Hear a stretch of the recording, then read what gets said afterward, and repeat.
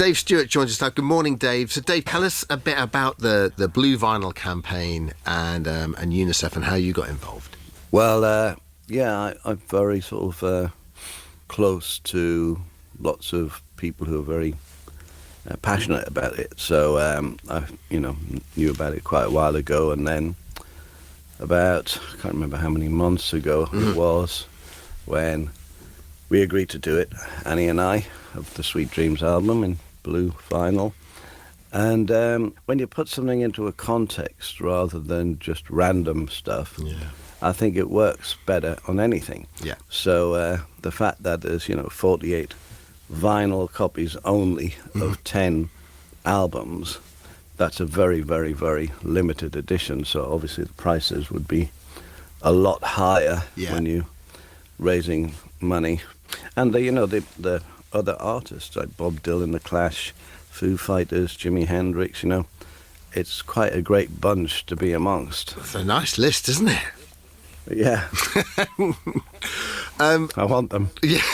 So, did you collect? Are you a vinyl man yourself? Have you ever, did you kind of collect as you go?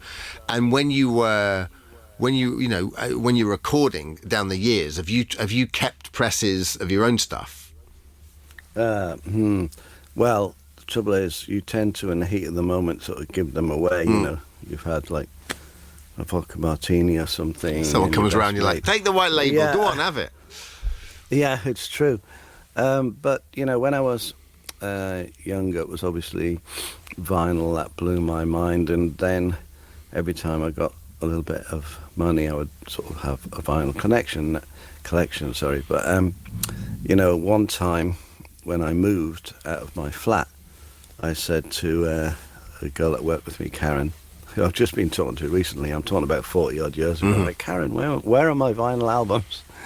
And because I want to get those as well, because, obviously I've been buying vinyl along the way, but those were the ones I was buying when I was like 18, 19, 20, 21, and they tend to be very sort of definitive years in everything, What were the first records that you literally bought? I mean, because like a lot of interview a lot of musicians, and a lot of obviously is the stuff that your parents had around the house. But what were the ones when you could actually buy yourself the 7 inches or whatnot? What were the first records that you went out? Because there was something so special about a Saturday and going into town for me, God. and just the ritual of it. And me and my sister, or me and my mates, and just going to the local record store and with your pocket money and just saving up and getting those first 7 inches and whatnot. What were those ones for you? Well, the first records I listened to, obviously, my brother was 5 years older, and my cousin sent a blues album from Memphis, and which is what a film I'm making about my teenage years. It starts off with this how I discovered music. But when I got some pocket money and went to the record shop, I would buy EPs at the time, because they were cheaper and you got 4 songs on it.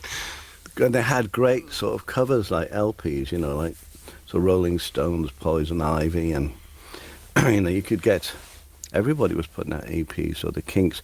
I was born at a perfect time to be given a sort of real education in pop music and rock music, because I was 14 in 1964, which is when I first went to the shop with my money. And 1964 was like an explosion of music. People had started to realize, oh, hang on, I can write about anything, so you'd have the Small Faces writing about a trip in a park, and then you'd have Dylan sort of writing these really sort of amazing words about discrimination and all. I mean, the world exploded, really. And when you and Annie were making Sweet Dreams, do you remember specifically taking it on like, sometimes you have those, I always find quite awkward, you have those kind of playback things with the band, and I've been to a couple of them, and obviously you want to enjoy the music, but you're sat there and they're sort of playing the songs and you're going, okay, let's hear the new music, which is, I always still feel so sorry for the musicians when I'm sat there, 'cause I'm thinking, they don't want to be here like with a bunch of randoms in the studio listening to new stuff. But did you have the album to kind of, the actual vinyl to take around, or was it a tape by them? Well, I actually and Annie and I never actually did that, and good. never had a sort of listening party. But one of the things on the Sweet Dreams album, right to the very end, before we went to the mastering, you know, and the vinyl pressing get the acetate, and I actually played on the record as it was being cut onto the vinyl. What? I actually realised I needed to added this sort of extra weighty drum to a track. So as it was going along, I had like this drum machine, and I was playing it in time, like doo-doom, doom, going down, and the guy thought I was nuts. And then at the end, I sort of really shouted at the needle that was actually cutting it, so you can hear my voice at the very end, like whispering something, you know. I think I said, that was great fun, you know what I mean? Sort of blown my mind a little bit that happened. Wow. Yeah. Listen, Dave, thanks for joining us. This is brilliant stuff. The Blue Vinyl campaign, just to fill listeners in, sees 10 vinyl albums, especially released to raise money for UNICEF's UK Children's Emergency Fund, which helps children affected by conflict and disaster. So there's going to be 48 limited edition blue vinyl copies available for each of the 10 albums in recognition of UNICEF's ability to respond to an emergency affecting children wherever they are when crisis hits within 48 hours. It's a wonderful and noble endeavour. Dave Stewart, thank you so much for joining us. Appreciate it. All right, thank you so much. Take care. Thanks, Dave. Bye-bye.